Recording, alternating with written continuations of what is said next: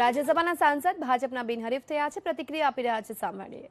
પક્ષના પ્રમુખ શ્રી CR પાટીલ સાહેબ, સંગઠન મહામંત્રી વગેરેનો હું ખૂબ ખૂબ ખરા દિલથી આભાર માનું છું કે અમારી ઉપર વિશ્વાસ મૂક્યો છે અને અમને આને માટે લાયક ગણ્યા છે. તો એને માટે અમે બંને જણા ખૂબ તન મન ધનથી પ્રયત્ન કરશું અને છેવાડાના માનવી સુધી અમારી જે કોઈ સરકારની કે જે કોઈ યોજના છે એને પહોંચાડવા માટે પ્રયત્નશીલ રહેશું અને પ્રમાણિક પ્રયત્ન કરશું. ખરેખર મારે લોકોની સેવા કરવી છે અને સેવા માટે આપ સૌનો પણ મને સહકાર જોશે. કોઈ કોન્ટ્રાવર્સી જી જી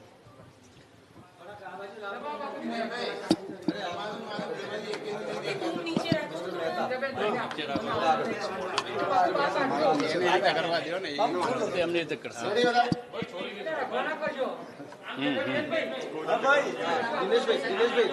આ બાજુ આવવું પડશે. હા હા તો દિનેશભાઈ, સત્તાવાર રીતે સાંસદ તરીકે તમારી જાહેરાત થઈ છે. બસ આજે સત્તાવાર અમને ચૂંટણી અધિકારીશ્રીએ સર્ટિફિકેટ આપી દીધું છે અને રાજ્યસભાના સાંસદ તરીકે અમને ઘોષિત કર્યા છે. ત્યારે આ તબક્કે હું ભારતીય જનતા પાર્ટીના રાષ્ટ્રીય અને પ્રદેશના નેતૃત્વમાં આપણા વડાપ્રધાન આદરણીય શ્રી નરેન્દ્રભાઈ મોદી સાહેબ, આપણા ગૃહમંત્રી આદરણીય શ્રી અમિતભાઈ શાહ સાહેબ, આપણા રાષ્ટ્રીય અધ્યક્ષ આદરણીય નડ્ડા સાહેબ, ગુજરાત પ્રદેશ ભાજપના અધ્યક્ષ આદરણીય પાટીલ સાહેબ, આપણા મુખ્યમંત્રી આદરણીય શ્રી વિજયભાઈ રૂપાણી સાહેબ, નાયબ મુખ્યમંત્રી આદરણીય શ્રી નીતિનભાઈ તથા સંગઠન મહામંત્રી આદરણીય ભીખુભાઈ દલસાણીયાજીનો આ તબક્કે ખૂબ ખૂબ આભાર માનું છું.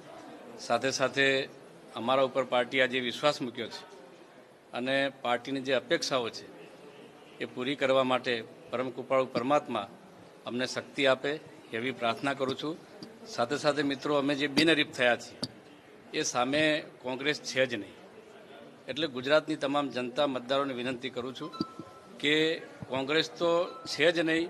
રાજ્યસભામાં અમને ફોર્મ નથી ભર્યું, તો આવનારી તાલુકા પંચાયત, જિલ્લા પંચાયત, નગરપાલિકાની ચૂંટણીઓમાં આપ 28 તારીખે ભારતીય જનતા પાર્ટીના તરફેણમાં કમળના નિશાન પર મતદાન કરો એવી આપ સર્વને વિનંતી પણ કરું છું.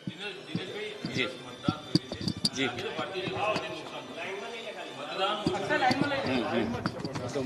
નહીં, અમે તમામ મહાનગરપાલિકા ખૂબ જાજી લીડથી જીતવાના છીએ. ભલે મતદાન ઓછું થયું. મતદાન ઓછું થવાના કારણો તો જો કે બધાને ખબર છે કે કોરોનાના હિસાબે મતદાન ઓછું થયું છે, પણ છતાંય ભારતીય જનતા પાર્ટીની તમામ મહાનગરપાલિકા અમે સંપૂર્ણ બહુમતીથી જીતવાના છીએ.